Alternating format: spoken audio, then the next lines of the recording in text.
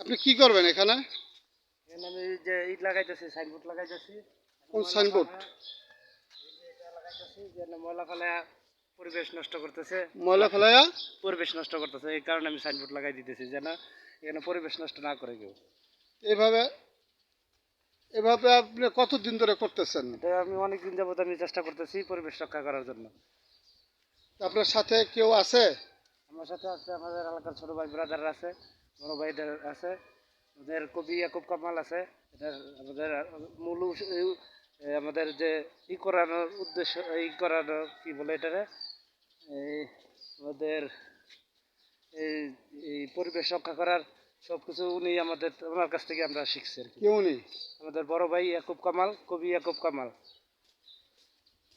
আচ্ছা, ঠিক আছে। তো আপনি এই যে এই জায়গাটা এখানে পলিথিন দিয়ে এই পুকুরটা ভরে ফেলছে, তো আসলে সবুজ যত সতেজ থাকবে, অক্সিজেন ততই আমরা নির্ভেজাল পাবো, সম্পূর্ণ পাবো, অক্সিজেনটা পাবো।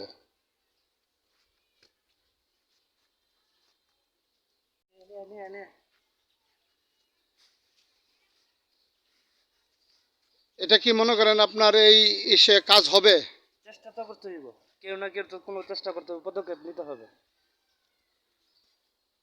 শুধু দর্শক মণ্ডলী যারা এই ভিডিওটা দেখছেন, তারাও ঠিক এরকমভাবে নিজের বাড়ির আশেপাশে কোথাও কাউকে পলিথিন দিয়ে ময়লা ফেলতে দিবেন না। যদি ময়লা ফেলে পলিথিন ছাড়া ময়লা ফেললে ওই জায়গাটা ভরাট হয়, সার হয় এবং সবুজ গাছগাছরা জন্মায়। যদি পলিথিন দেওয়া হয়, মাটি নষ্ট, অক্সিজেন নষ্ট এবং গাছগাছরা নষ্ট হয়। আমরা এই সিদ্ধিরগঞ্জ, মিজমিজি, বাতনপাড়া, পূর্ব বাতনপাড়া, কংস নদীর মৃতপ্রায় কংস নদীর তীরে, হ্যাঁ, বিষয়টা হচ্ছে এই নদী ঘাতকদের হামলার শিকার মৃতপ্রায় কংস নদীর তীরে সিদ্ধিরগঞ্জ, মিজমিজি, বাতেনপাড়া মরহুম আবেদ আলীর ছেলে মোহাম্মদ ফারুকুল ইসলাম, ওনাকে প্রায় দেখি এই সমাজ সেবামূলক কাজে ব্যস্ত থাকে এবং পরিবেশ রক্ষায় যথেষ্ট উনি সচেষ্ট। তো সবাই নিজের বাড়ির আশেপাশে কোথাও ময়লা ফেলতে দিবেন না, নদী নষ্ট করতে দিবেন না, খাল বিল পুকুর নষ্ট করতে দিবেন না। এইটাই সবার কাছে অনুরোধ রইল।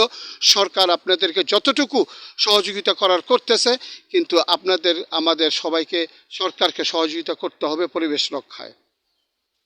তো ধন্যবাদ ফারুকুল ইসলাম আপনাকে, আপনি এগিয়ে যান, আপনার সাথে আমরা আছি। আপনাকে অনেক ধন্যবাদ। আসসালামু আলাইকুম। ওয়ালাইকুম সালাম। এই হচ্ছে পরিবেশ রক্ষামূলক কাগজটি, এটি আমারই লেখা। হ্যাঁ, তো দোয়া করবেন যাতে আমরা পরিবেশ রক্ষায় এগিয়ে যেতে পারি। ধন্যবাদ। আসসালামু আলাইকুম।